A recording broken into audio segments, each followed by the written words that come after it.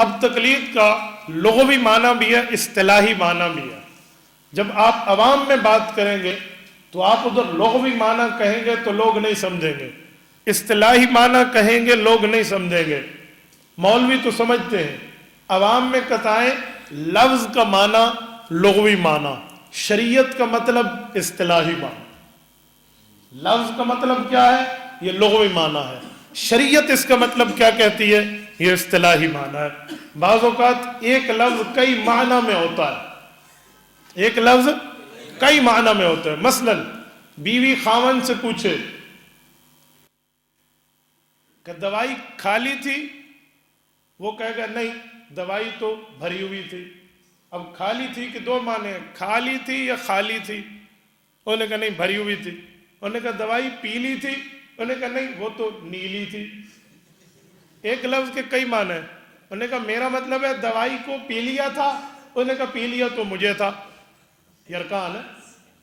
میرا مطلب ہے دوائی منہ کھول کے اندر رکھ دی تھی، انہوں نے کہا دوائی تو فریج کھول کے رکھ دی تھی۔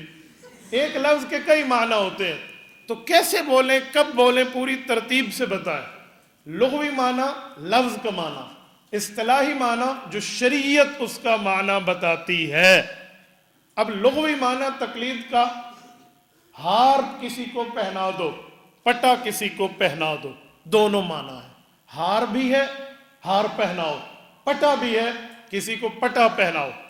اب جو منکر تقلید ہے، عقل سے پیدل ہے، وہ کہتا ہے تقلید کا معنی ہے پٹا ڈالنا، لہٰذا کیوں آپ تقلید کرتے ہیں؟ میں انہیں کہتا ہوں پھر نماز بھی چھوڑ دیں۔ صلاۃ کا لغوی معنی ہوتا ہے لکڑی کو آگ پر سینک کے سیدھا کرنا۔ آپ اور ہم لکڑی تو نہیں ہے کہ چولہے پہ جا کر بیٹھ جائیں، تو پھر نماز بھی چھوڑ دیں۔ کہتے ہیں نہیں نماز کا شرعی معنی ہے ارکان مخصوصہ، تو میں نے کہا تقلید کا شرعی معنی ہے ماہر شریعت کی بات کو ماننا۔ کوئی پرابلم نہیں ہے، اس پر کوئی ڈاؤٹ نہیں ہے، بس دماغ ہونا چاہیے۔ بندہ عقل سے پیدل، عقل سے لنگڑا لولا اندھا بہرا گونگا نہ ہو، عقل تو کچھ ہو نا۔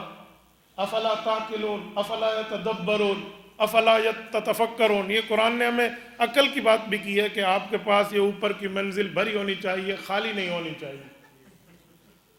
تو تقلید کا لغوی معنی پر اس لیے کوئی اعتراض نہیں ہے، لیکن ایک جملہ کہتا ہوں، اگر اس کا معنی پٹا ڈالنا بھی ہے تو پھر یاد رکھیں یہ متعدی ہے، یہ لازمی نہیں ہے۔ قلد یقلد تقلید باب تفعیل ہے، اس کا معنی ہوتا ہے دوسرے کے گلے میں پٹا ڈالنا۔ تو اگر پٹا کہو گے تو ہمیشہ سامنے والے کے گلے میں ڈالا جاتا ہے، آپ کا اپنے بارے میں کیا خیال ہے؟ اگر آپ ہار کہو گے تو ہار کبھی اپنے گلے میں ڈالا جاتا ہے، کبھی سامنے والے کے گلے میں ڈالا جاتا ہے۔ تو اس لیے انسانوں کو ہار والا معنی پسند ہے، کیونکہ انسان ہار پہنتے اور پہناتے ہیں۔